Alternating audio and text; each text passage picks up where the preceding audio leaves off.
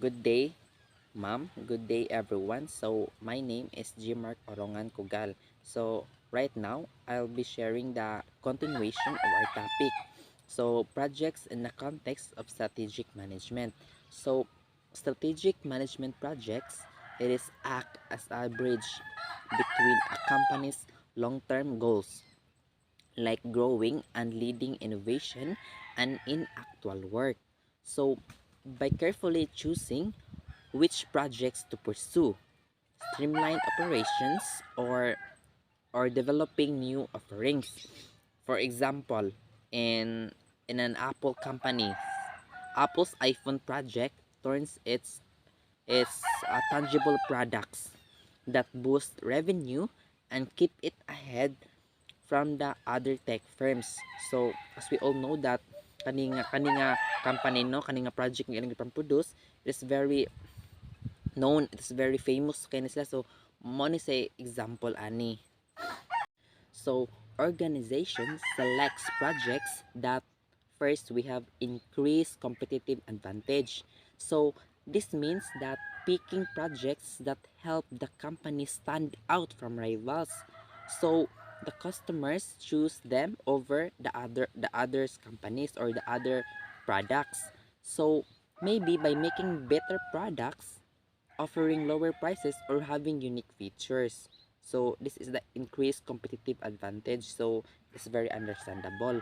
So second is improve operational efficiency.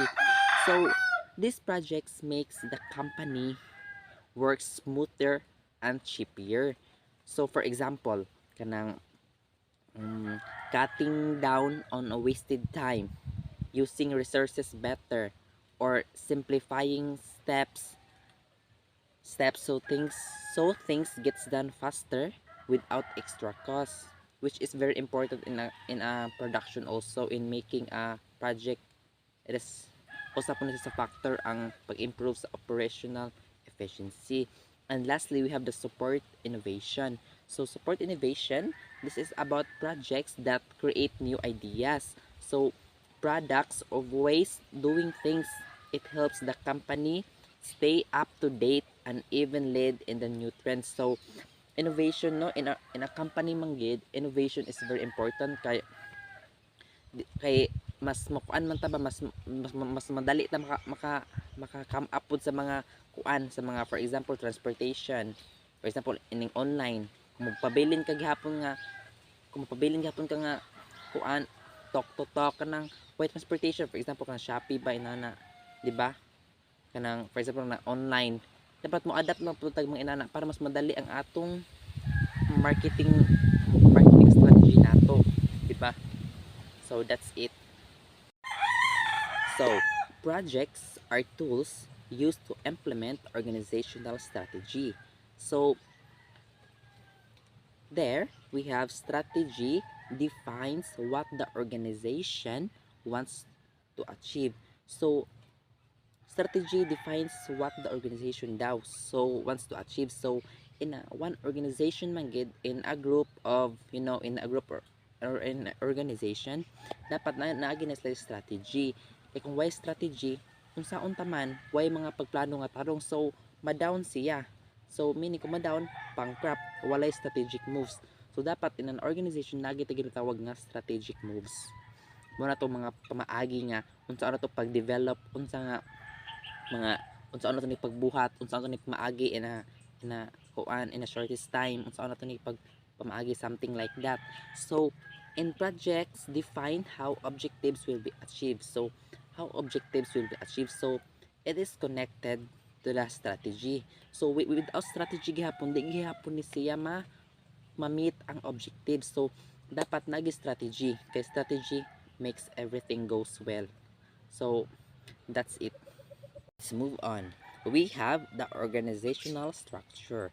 So it is defined as how authority, who makes the decision, communication, how information flows, and the decision making of how choices are being made are structured in across the company.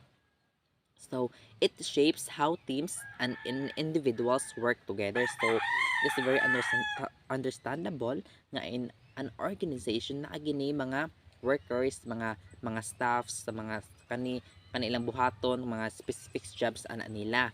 Kasi matagtag sa tagsang mga responsibility ana nila sa usa ka organization.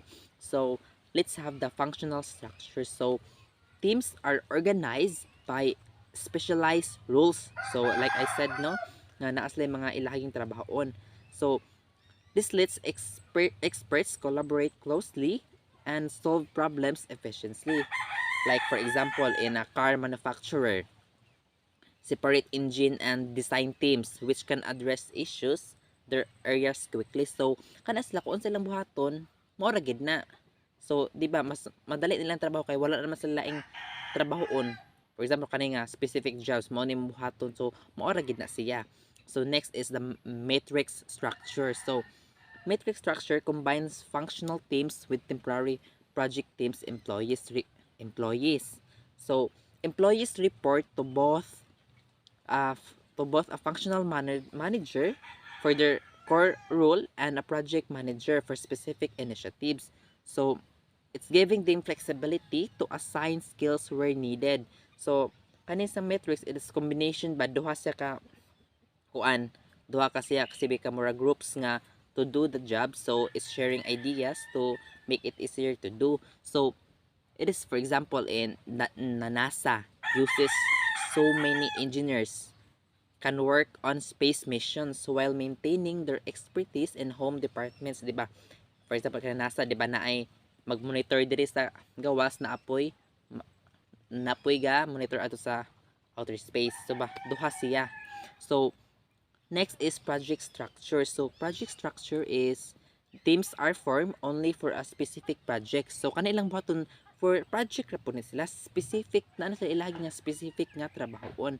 So, is this keeps everyone focused on the project's goals without distractions such as construction firm or assembling a dedicated team for a new bridge then dissolving it after the build finishes. So, ano sa team, usara gini sa focus na sa lang kung silang buhaton maor gini lang buhaton wala ay lain. And lastly, we have the organizational culture. So, culture reflects shared values, beliefs, and behaviors. So, a strong project-friendly culture. So, first, encourages collaboration. So, encourages collaboration to the workplace or a company. So, sa dira pa lang nagsugod ang tanan sa in a company nga mag-set sila or mag-set or mag-imply mga guidelines regarding sa mga inana. So, as we all know, we have different culture backgrounds baya. So, it is important to consider sa mga inana ang mga butang. So, second is support innovation. So, support ka ng someone's ideas. 'Di ba? Kay kita tanan natin mga lain-laing ideas. So, bisa pag kamao ka ana, inani. So, let's hear them also.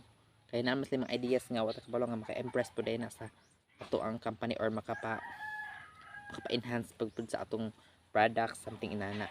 So, thirdly, we have values and accountability. So, value and respect each other. So, be nice to each other all the time. So, that's it.